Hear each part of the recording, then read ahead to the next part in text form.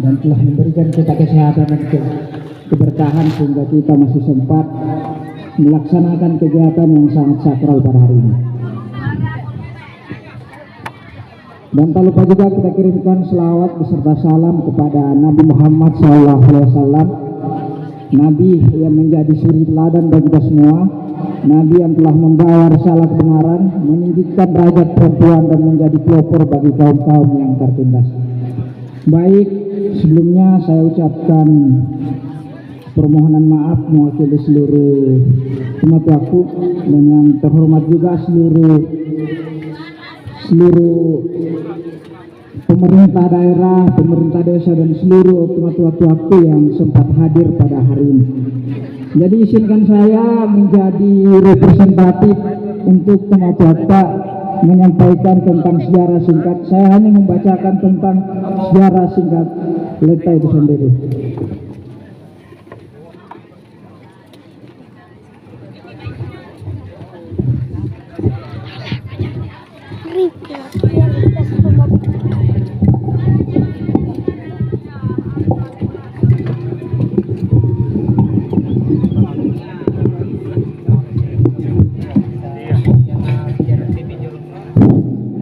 Jadi baik, Bismillahirrahmanirrahim. Bismillahirrahmanirrahim. Sejarah singkat Leta. Pertama, perbedaan manusia khususnya di Leta berawal dari Tomanurung. Topalandroi sang dewata agung menikah dengan Datu Patotoi Ributing Rilangi, melahirkan dua orang anak, yaitu satu Batara Riguru Risalang Boting Rilangi laki-laki, dua Guru Risalang Ri Paratiwi perempuan. Anak Batara Guru muncul di Butu Bajai, kawin dengan anak Guru Risalang yang muncul di Mamulu perempuan, melahirkan tiga orang anak, salah satunya ayah Puang Tosaleta yang bersemayam di batu bersusun tiga yang dikenal dengan bahasa Patinjo Maleta-leta, yang menikahi Tomanurun yang bernama Yalla. Totarakala melahirkan 7 orang anak termasuk Tosaleta. Saleta ini yang mendirikan kerajaan yang wilayahnya sampai di Bakaru, Butuapan, Sia, sehingga dikatakan kerajaan Leta atau Raja Leta. Inilah yang melekat sampai sekarang. Akhirnya Raja Puang Tosaleta wafat matindo di Palupu. Dua, Raja kedua Puang Toreu menggantikan Saleta sebagai raja kedua. Kisah kepemimpinannya, Toreu ini takabur sehingga dilaknat oleh sang dewata agung. Tidak ada lagi sandang pangan yang bisa tumbuh, hingga ternak mati bergelimpangan tanpa sebab akibat. Sampai Leta jatuh miskin, akhirnya masyarakat Leta mengkonsumsi batu kapur. Dengan demikian diusirlah Puang Toreu meninggalkan Leta dengan dibekali tanaman keladi dan ubi jalar. Tiga, Puang Tomaraja menggantikan Puang Toreu sebagai raja ketiga. Di awal kepemimpinannya, Puang Tomaraja ini bersujud memohon ampun kepada Dewata Agung sekiranya kesalahan yang dilakukan Puang Toreu dapat diampuni. Semoga sandang pangan dapat tumbuh kembali seperti sedia kala. Akhirnya doa Puang Tomaraja dikabulkan sehingga Puang Tomaraja ini mulai membuka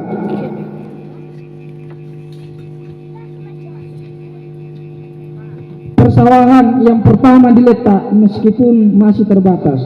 Akhirnya Puang Tomaraja wafat matindo di Meraja. 4. Malaga menggantikan Puang Tomaraja sebagai raja keempat Leta. Di eranya Leta sudah kembali makmur dan mulai memperluas persawahan dengan menggunakan alat seadanya dan membuat pagar benrang sepanjang 15 km yang dikenal di Leta sebagai Bala Bambang.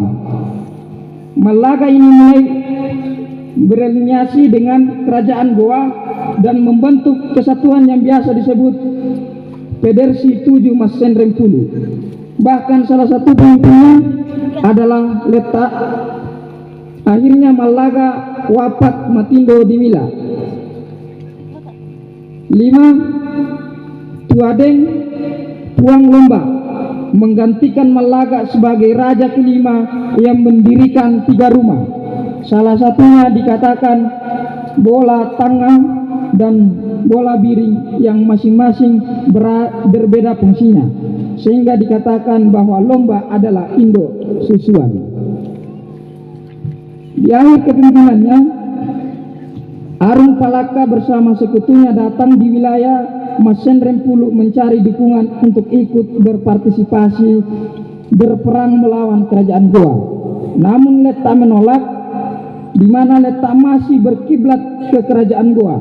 Ketika Bone bersama sekutunya mengalahkan Goa, lagi-lagi Leta tidak mau tunduk dan tidak mau mengakui kemenangan Arung Palaka. Atas kedua bentuk penolakan tersebut, maka keluarkanlah Leta dari 7 Mas Sendreng Pulu, di mana Leta berani menentang Bone. 6. Puang Tubaine. Puang Tubaine menggantikan Tuadeng sebagai raja ke-6. Di eranya, setelah Leta dikeluarkan dari 7 Mas Sendreng Pulu, Puang Tubaine fokus menata sistem kerajaan yang lengkap di Leta dengan mendirikan rumah pertama di Goa yang disebut Sangga Rumah. Di eranya pula lahir Dewan Adat 15 yang disebut Anna Jaja Kaseralau dan memerintah semua Madika untuk memperluas persawahan dan wilayahnya, sehingga dikatakan sentral pemerintahan di kala itu adalah Goa. 7. Raja ke-7 Tan Sri Lajo. Di era kepemimpinannya Tan Sri Lajo, Bone mulai membangun hubungan dengan Leta. Saat itu kerajaan Bone dipimpin oleh Lapatau Matanatika.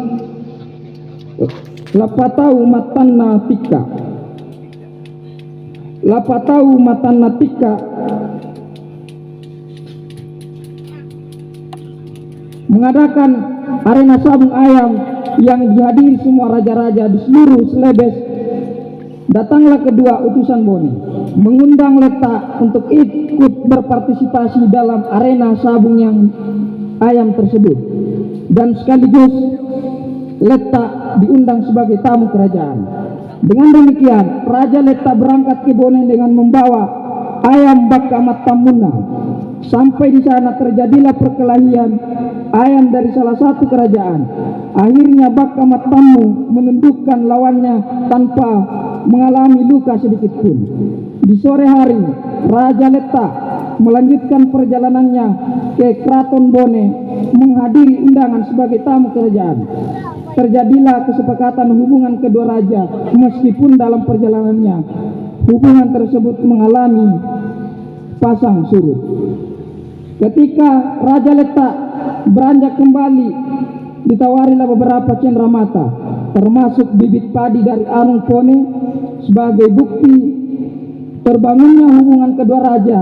Namun Raja Leta menolak dengan alasan, kami juga di Leta punya padi yang cukup subur dan tinggi. Ketika rebah 3 petak sawah nah sampo.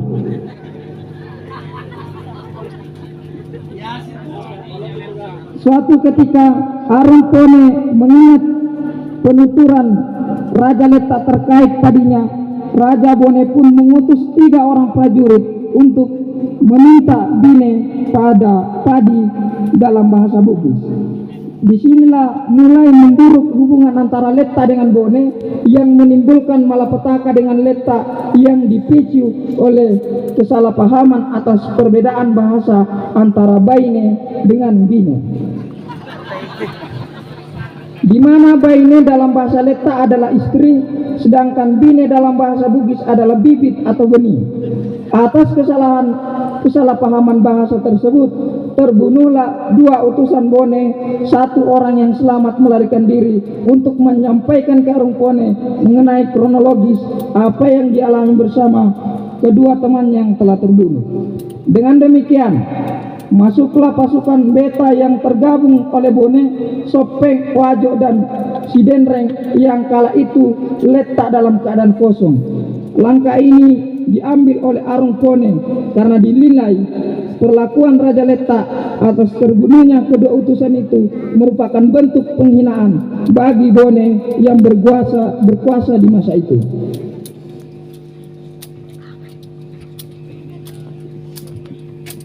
Setelah pasukan beta berhasil membawa orang Leta bersama tokoh penting lainnya, orang Leta mulai disebar di wilayah Sidenreng sampai ke daerah-daerah pelosok kerajaan Bone, bahkan sampai ke daerah kerajaan taklukan Bone seperti Baru, Pangkep, Sinjai, Bantaeng, Bulukumba, dan lain-lain.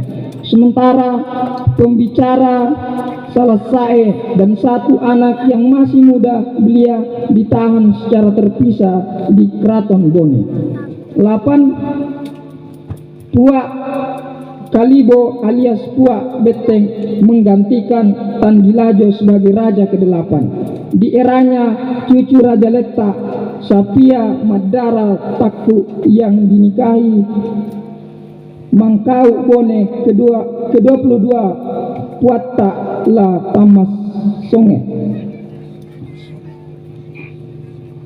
Putra pertamanya Sapia yang diangkat oleh ayahnya sebagai punggawa Bone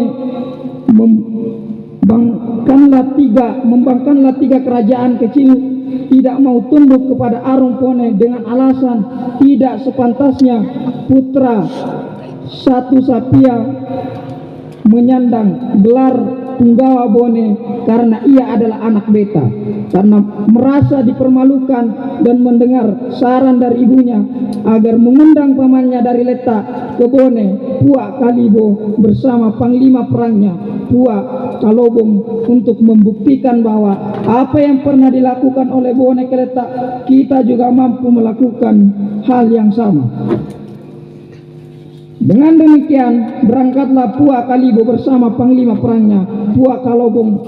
Dalam waktu singkat dua kerajaan kecil itu ditaklukkan tanpa perlawanan. Hanya satu kerajaan kecil mendapat perlawanan, itu pun ditaklukkan.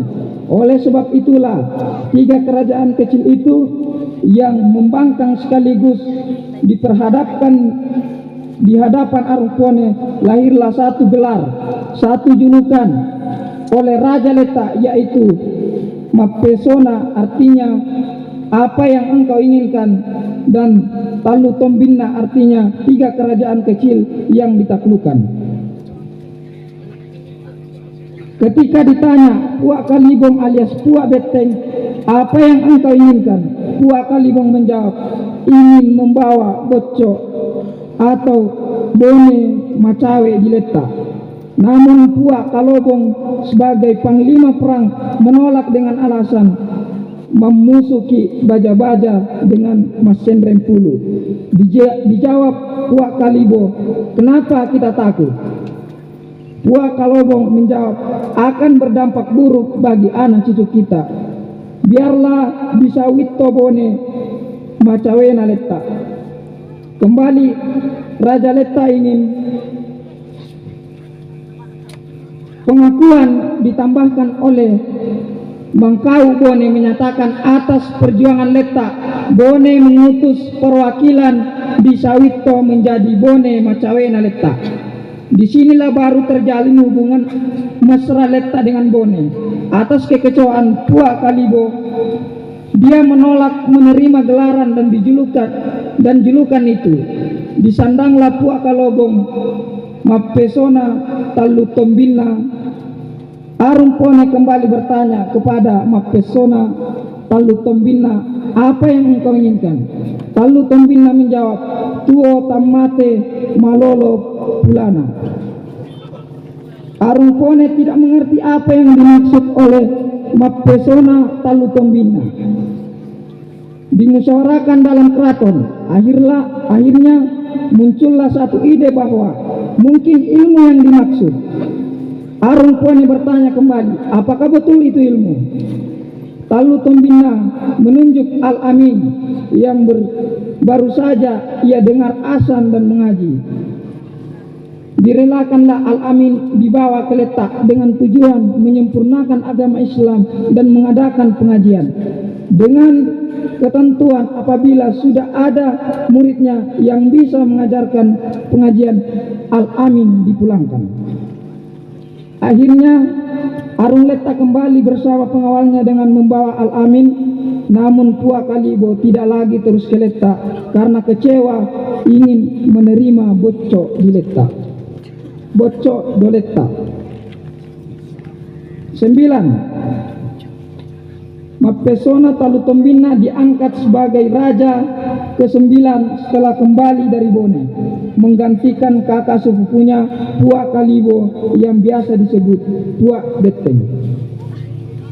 Pergantian ini diperkirakan terjadi pada tahun 1750. Di era Talu Tombina inilah terjadi perang Letta Imrekam. Di era Talu Tombina pula perjalanan karir Al-Amin yang dibawa dari Bone telah mengadakan pengajian di Letak. Talu Tombina berakhir setelah beliau wafat Matindo di Butu Cui. 10. Matindoi Walanna menggantikan Talu Tombina sebagai raja ke-10.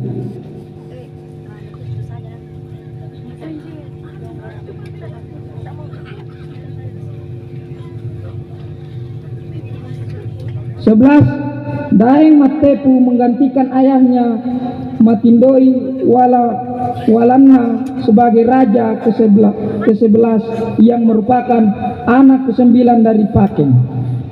12 selanjutnya digantikan oleh saudara sebapaknya Daeng Sitopa sebagai raja ke-12. 13 selanjutnya Daeng Sitopa digantikan oleh saudara sebapaknya sebagai raja ke-13, Daeng Mangopo. 14 Daeng Mangopo digantikan oleh Katoja sebagai raja ke-14. 15 selanjutnya Katoja digantikan oleh Daeng Pasore sebagai raja ke-15.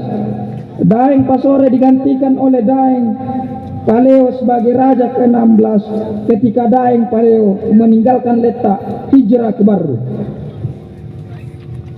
Daeng Paleo digantikan oleh Daeng Pawara yang bertindak sebagai Arung Letak ke-17. Disinilah sudah pemetaan administrasi kerajaan dan administrasi distrik. PLT Arung Letak atau Kepala Distrik 3 Lembang Riase.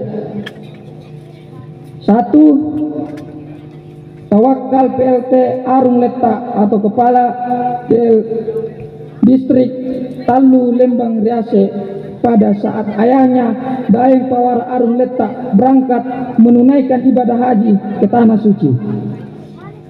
2. Lasonrong PLT Kepala Distrik Talu Lembang Riase atau Arung Letak dengan juru tulis Badokke pada saat Tawakal berangkat ke Rajang menggantikan Masa Paila Arung Rajang yang gugur tertembak oleh Westerling tentara Belanda sebagai korban 40.000 jiwa dan makamnya dijadikan taman makam pahlawan yang ada di bumi. 3. Badokke sebagai juru tulis mengambil alih kepemimpinan setelah Lasonrong mati terbunuh oleh musuh.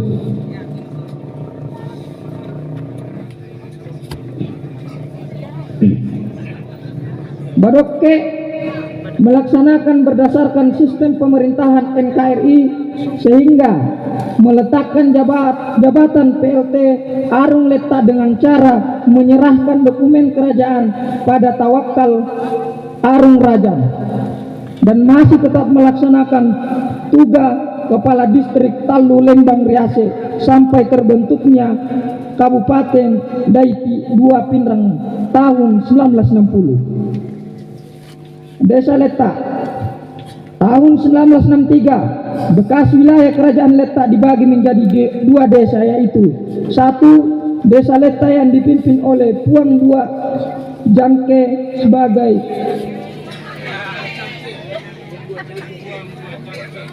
Puang Dua Jangke Puang Dua Cangke sebagai kepala desa persiapan. 2 Desa Kasera Lau Letak dipimpin Muhammad Abu sebagai kepala desa persiapan. Dan sebagian masuk desa Ulu Sadang, sebagian masuk desa Baseang, sebagian masuk desa Batu Lapak. Tanggal 14 Oktober 1964, Desa Letak dan Desa Kaseralau Letak digabung kembali menjadi Desa Letak. Tanggal 19 September 1989, Desa Letak dimekarkan menjadi 3 desa sebagai berikut. 1 Desa Letak sebagai desa induk. 2 Desa Karyango sebagai desa pemekaran. 3 Desa Kaseralau sebagai desa pemekaran.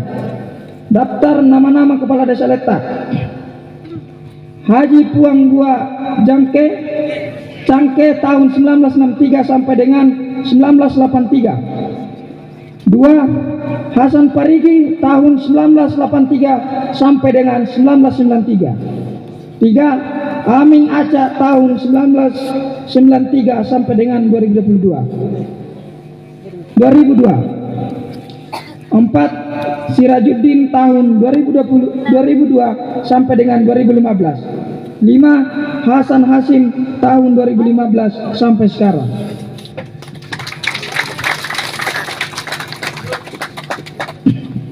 Daftar nama-nama kepala desa Karyango: Sainuddin BCKU 1989 sampai dengan 1993.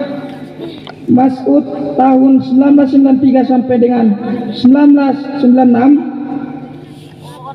Dr. Andes Alimuddin Suku tahun 1997 sampai dengan 2000. Sapri tahun 2001 sampai dengan 2006. Muhammad Jupri tahun 2006 sampai dengan 2012.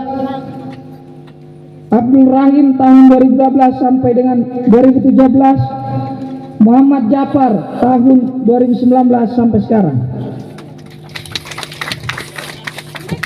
Daftar nama-nama kepala desa Kaseralau: 1 Abdul Patnan Sitara SE tahun 1989 sampai dengan 1993. 2 Dr. Andes Muhammad Amir Tan Rajo tahun 1993 sampai dengan 2005. 3 Badaruddin tahun 2005 sampai sekarang. Demikianlah sejarah singkat ini yang kami sampaikan, telah bacakan berdasarkan kesepakatan 4 induk adat. Perwakilan 4 induk adat: Mandiangin, Munir, 2 Lomba, Tarangi, Kulinjang, Cata, Garoton, tapi masing-masing bertanda tangan. Mungkin sekian dari saya. Wabillahi taufiq wal hidayah. Assalamualaikum warahmatullahi wabarakatuh.